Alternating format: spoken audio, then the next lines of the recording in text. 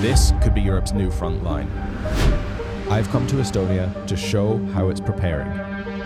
We begin with Estonia, which has described an incursion by Russian fighter jets into its airspace as unprecedentedly brazen. Trenches are being dug.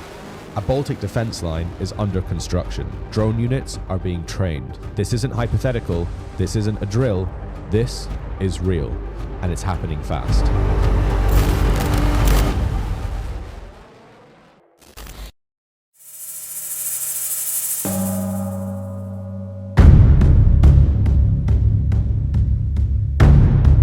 We're headed to a forest with the Estonian Defence League. They've just ambushed a Russian convoy and they're taking prisoners. Meanwhile, an Estonian APC hits a Russian landmine. The injured are being taken to the nearest stabilization center.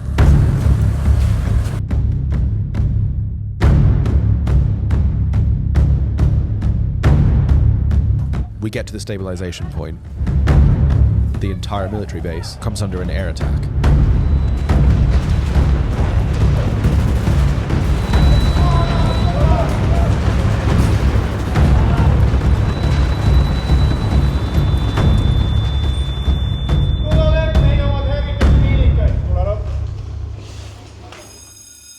This was a training exercise carried out by the Estonian Defence League. They're a voluntary national defence organisation, and I spoke to one of its leaders. What motivates you to volunteer like this? The situation around us is not good today. The security situation, we all know what's happening on the other side of Estonian border there, what's happening in Ukraine, and what could happen in Europe as well. So we have to be prepared. How likely is it that Russia would steam across the border? Well, it depends, you know. As I said, we have quite a sad history with our eastern neighbor, and we don't have any illusions, like maybe some European governments do. You know, the free will brings them here. Nobody is forcing them to join our defense league. They come voluntarily. It's the biggest asset we have, the free will of citizens to protect their country. What is Russia doing right now to Estonia? We could say that the war already started. The informational warfare and propaganda warfare, things like this are combined activities, not kinetic yet. If you turned on the news tomorrow and you saw an announcement that Russians are tearing across the border, they've decided to invade Estonia, what's the first thing you would do? I will grab my weapon and join my unit. Okay, thank you. Do you think Estonia is prepared enough yet? My short answer would be yes. We're the land of the free, absolutely. Estonians love their freedom and their saunas too, and we want to keep all of that.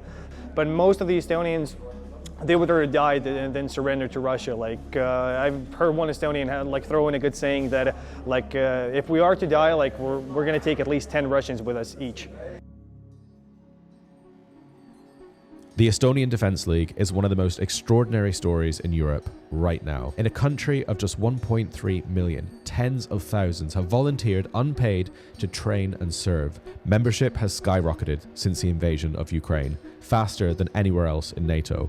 Farmers, teachers, students, retirees, they spend their weekends in uniform drilling in forests, learning guerrilla tactics, preparing to fight. They're spread across every region of the country, embedded in their communities, ready to mobilize within hours, and together they form the backbone of Estonia's defense.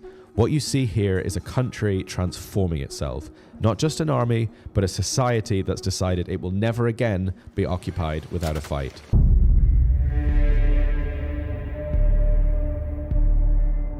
I'm headed to somewhere in the heart of Estonia, where NATO is staging exercise Eagle Strike, a live fire operation where different armies train together as one. With tanks from across Europe, things like this aren't just for practice, it's also to show Moscow that Europe can fight too.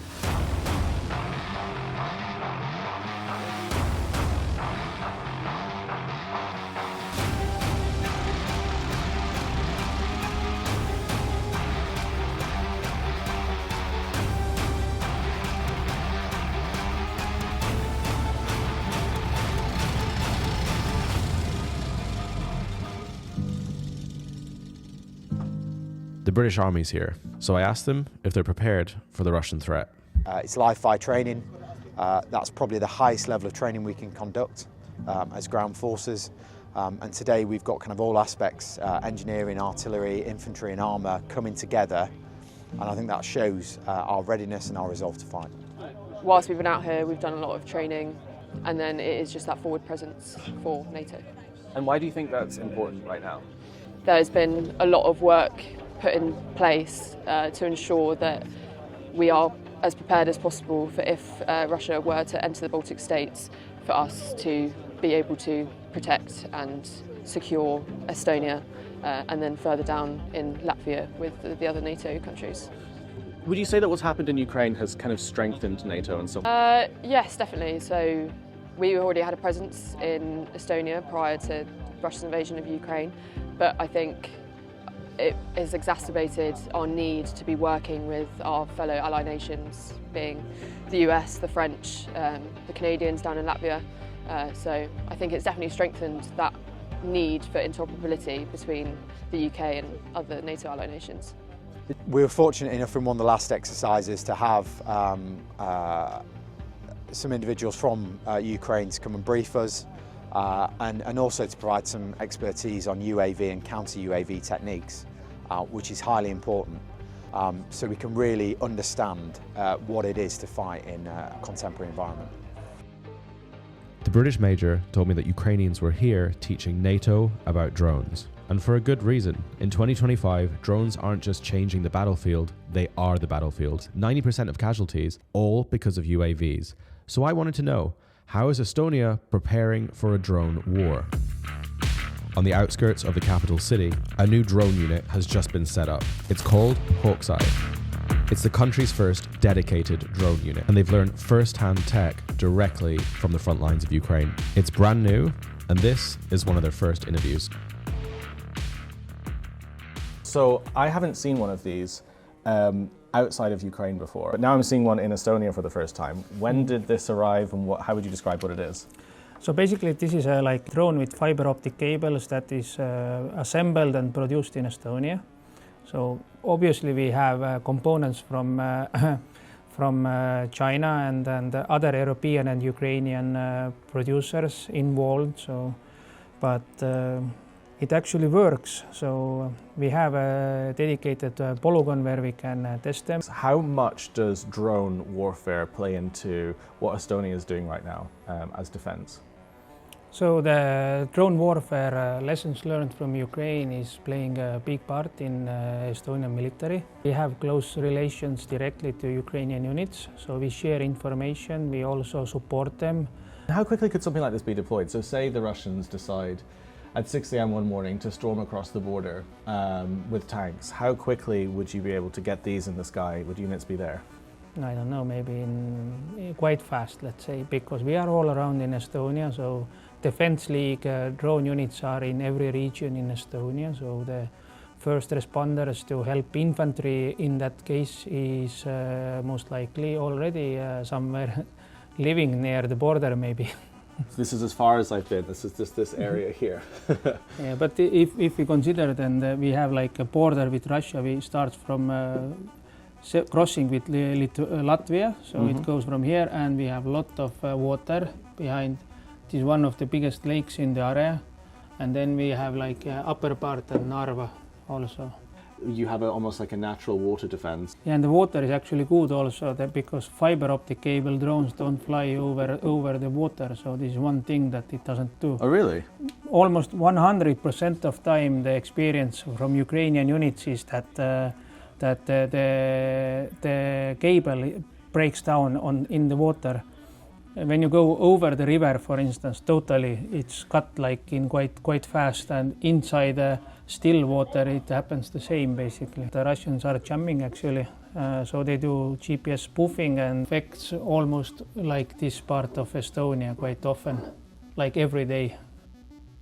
To understand Estonia's front line, I had to come here, to Narva, a city split by a river, overlooked by two ancient fortresses that have faced each other for centuries. Today, it's again the border between two worlds.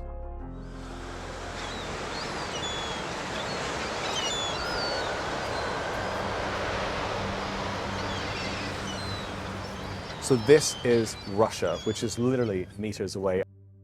And it's not just Estonia and the Russian border. This is the border between NATO and Russia. This is the border between war and peace. And this river is steeped in history. In the 1700s, the Swedish fought the Russian army here. And during World War II, massive battles took place between the Nazis and the Soviets across this river. It almost destroyed the entire city. And just a few meters up ahead, where we're about to cross, is something called the Friendship Bridge. And that's the bridge between Narva and Russia. And it's not really very friendly anymore because there's dragon teeth on that bridge now, because Russia has basically begun to wage war across Europe. But it's wild to imagine if you toss a stone on this side of the river, by the time it gets to the other side, it will have passed from Western democracy into Putin's Russia. Literally, the red line runs along the riverbed right through the center of here. And at one point, it actually crossed over very, very slightly, which I guess is the second time I've crossed into Russia without permission after Kursk. So that's pretty fun.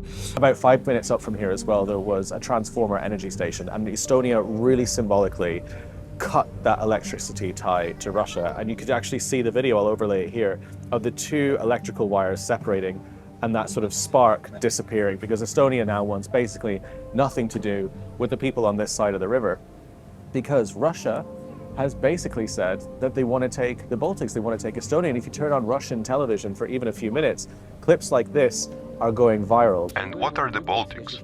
A compact settlement of Poles in one area, Russians in another, and Belarusians. What are we talking about? Who suddenly decided that these countries exist?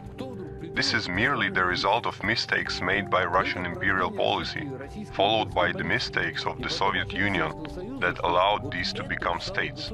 These are Kremlin propagandists saying that one of the biggest mistakes of the collapse of the Soviet Union was the loss of the Baltics, and it was a geographical mistake. This is what the propagandists have been saying recently, because they want it back.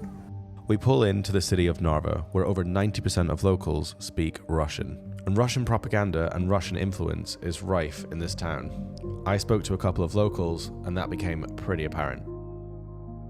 This bridge is closed for traffic now, and there seems to be more kind of tensions with Russia and Estonia because of Ukraine. What do you think about all of that? Мы думаем, что если он закрыт, значит это нужно для каких-то целей, может быть реконструкция или еще что-нибудь, может быть ремонт, но политику мы не комментируем. Do you like having Russia as your neighbor? Отлично. Ну, посмотрите, какой красивый ансамбль. Поэтому мы рассматриваем здесь вот это место, красивую излучину реки, и вот этот ансамбль вместе. Политика, no. They're building a new Baltic line right now with diggers and trenches all across this region, all the way down to Latvia. Why do you think they're doing that? What do you think about that? Ну, они пытаются показать своим гражданам, что они заботятся о них. Но на самом деле это просто трата денег, на мой взгляд. How would you react if Russia took over Estonia again and it became part of, Soviet Russia again? Замечательно. У меня там родственники близкие, родная сестра живет, и в Белоруссии близкие родственники. Я периодически туда. In Narva, the story feels different. The people I spoke to here live in the shadow of Russia's influence. Many were frustrated, angry at sanctions, at the way trade had been choked off since the Friendship Bridge closed to traffic. That bridge still carries footfall, but not commerce, and the resentment lingers. Few wanted to say on camera, but it speaks to Narva's complicated history and its proximity to Russia's orbit. But this outlook is not Estonia's. Beyond Narva, most Estonians carry a very different memory of decades of Soviet occupation, of repression, of what Moscow did to their families and their country for almost 80 years. And those scars run deep. They shape how Estonians see the threat today. So I left Narva behind. I traveled as far west as you can in Estonia.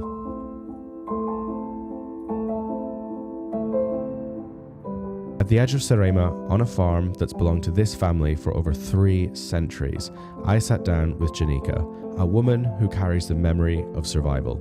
In the 1940s, when the Soviet forces occupied Estonia, her great-grandmother's children fled out into the wild sea in boats or clung to wooden doors, escaping into the cold water as refugees. There was no safety on land. It was either deportation to Siberia or escape across the waves. In 1944, when the frontline in Narva was holding on for, I think, 1 month or so, Estonian guys were holding it, then everybody was escaping during that time. Everybody who could, who had at least some kind of small boat, you know, they even... Everything that floated. They even went with anything that floated, even doors or I don't know, whatever, during the winter and the autumn storms. And she basically never saw her sons again. Her grandmother stayed. She hoped life would change, hoped that the storm would pass.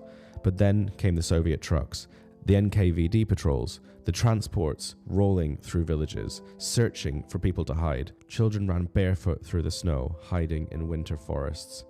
My grandma was a child and she was an adult then. Every time they heard a truck going in Lumanda, which is 1 kilometer from here, they all ran out. They all ran out during the night barefoot into the snow, and they would pee on their feet just to keep the toes from freezing. So ran deep into the forest just to make sure you wouldn't be deported. So everybody was afraid of the trucks. Generations of trauma, I think. Yeah. A few, quite a few. Mm-hmm.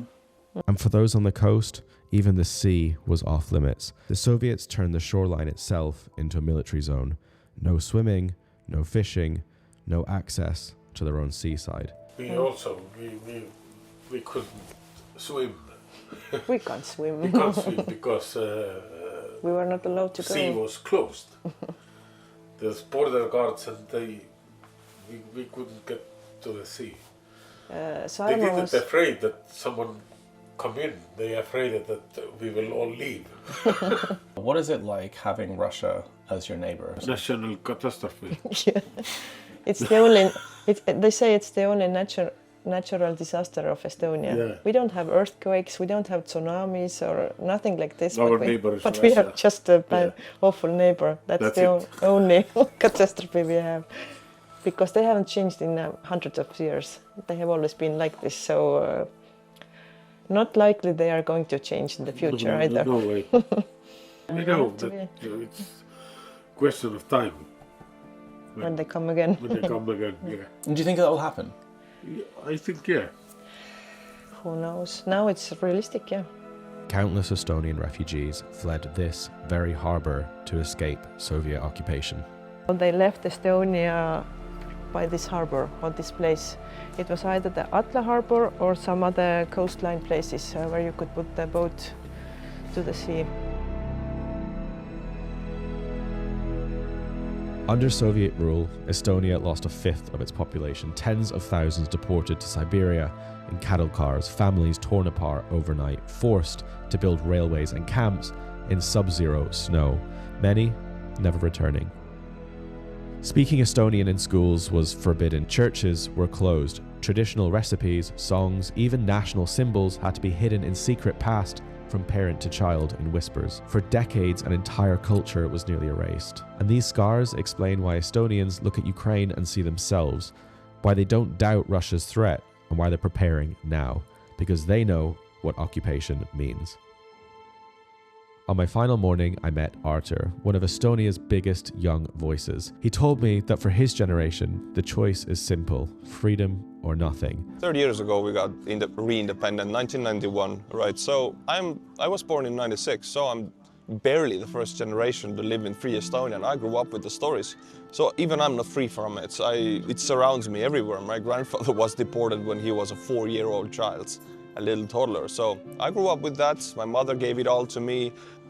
We are extremely stubborn, and it's a bad thing in peacetime because you're stubborn and you argue and yada yada politics, but in wartime and during times of occupation you are stubborn in a way that you hide your grandfather's flag in the attic, and in 40-50 years when the time is right, you bring it out and you perform a singing revolution, if you could say that. That's the stubbornness and that's the patriotism. It's got to do with our 1,000 last years, where majority of it was spent in not full slavery, but semi-slavery, like serfdom under the Germans. And in those times, hundreds of generations, you were kind of beaten if you spoke too much, did something that they didn't allow. So the evolution of Estonian culture is you gotta be quiet, you gotta be inside, and then you will survive. We survived the Germans, we survived the Soviets. I think that's our superpower. Estonia is a small country with a small army, but it's got trenches dug along its borders. It has volunteers training every weekend. It has drone units spread across its front. And it has people united by history, determined never to live under Russia's shadow again. And that's why Estonia per capita gives more to Ukraine than almost any other nation on earth, because they see Ukraine's fight as their own. The front line may be in Donbass today, but it could be here tomorrow. Whether NATO's ready or not, Estonia is. And for Estonians, this fight is about one thing above all: the freedom to live, the freedom to breathe, and the freedom to never again lose their country to Moscow.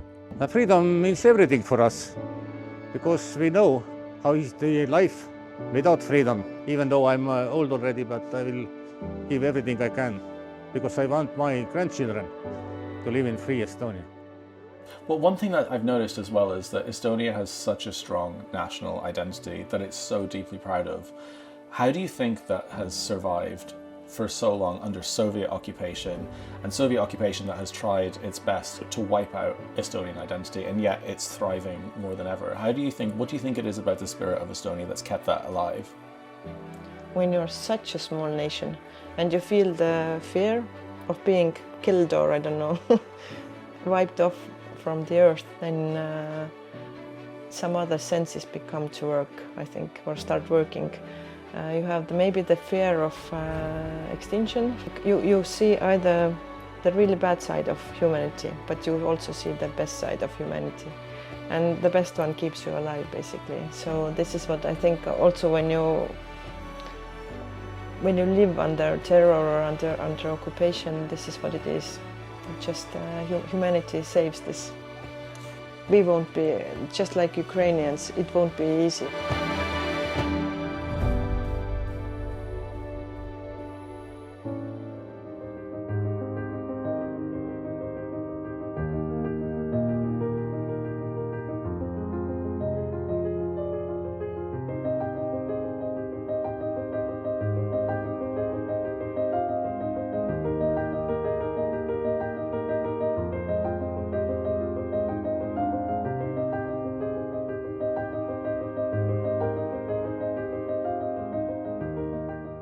Thank you so much for watching this film. And before you go, I want to tell you about how I got back to Kyiv just after I finished filming. There's a convoy every single month that travels all the way from the capital of Estonia right into the center of Kyiv. And that convoy is handed over to frontline units. They're called Help 99. And I watched firsthand as volunteers took these life-saving vehicles straight from the workshop, top of the range, with jammers on the roofs, right to the people that needed them. So I decided as soon as I got to Kyiv that I wanted to team up with Help 99. So I want to raise $41,000 for 2 trucks. Again, these trucks are incredible quality. I've seen them myself in the warehouse. They come fully equipped with everything units need to get to and from the front. And just to highlight how important these actually are, soldiers need to get to and from the front. They need to get supplies. They need to help with evacuations. And most of all, these trucks are critical at keeping soldiers alive, especially with the jammers on top. And as warfare changes and drones dominate the skies, fully equipped cars that can drive quickly, that are well made, are the lifeblood of the front line right now. And you can check out everything they do on the website. I'm going to put the links right under this video in the description, and there you can see exactly how to donate. It's really easy. You can use basically any form of payment. If you scroll through the website, it's super easy to use, and it's all very transparent. So again, thank you so much for watching this film. Leave a comment, like, it helps the algorithm. But if you really want to help Ukraine tangibly getting trucks to the front, please support this campaign with Help 99. I'm really excited to see these 2 trucks make their way to where they need to be.